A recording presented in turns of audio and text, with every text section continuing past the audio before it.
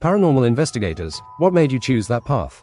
In the mid-80s, when I was 7, I visited my grandfather in a hospital in Ireland. He was admitted for something serious. My memory's hazy on why, maybe his heart or lungs, but I knew it was bad. The hospital ward wasn't fancy. No private rooms, just beds separated by thin curtains that swayed with every draft. His ward was next to the pediatric wing, where sick kids stayed. I was terrified of doctors back then, their white coats and sharp needles haunting my nightmares. Dad knew this, so on the way from school, he detoured to a chipper shop for a bag of chips, thick, greasy fries, not the crispy American kind. Think he was trying to cheer us both up before facing the hospital gloom. That detour cost us an hour, and we arrived late.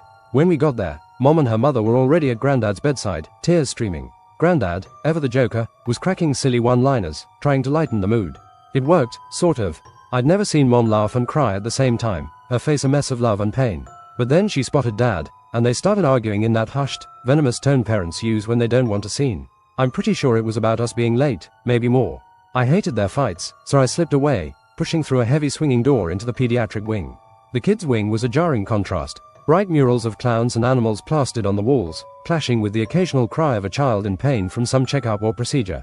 I wandered to a play area, just a few meters from Granddad's ward but separated by walls.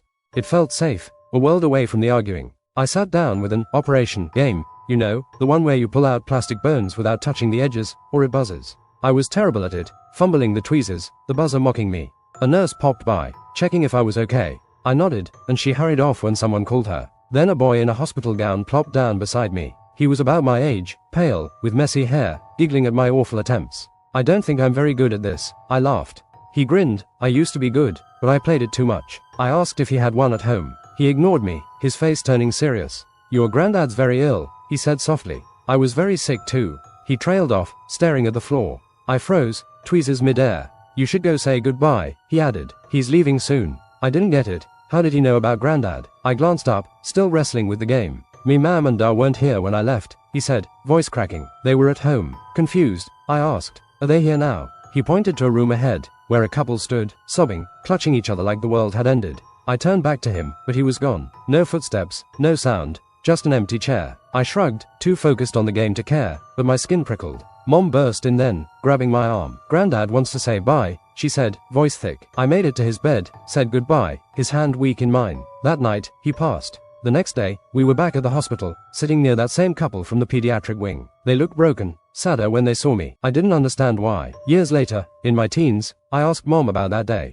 She remembered the couple. They lost their son, she said. About your age. Hit and run on his way home from school. Died soon after he got to the hospital. His parents were on their way but didn't make it in time.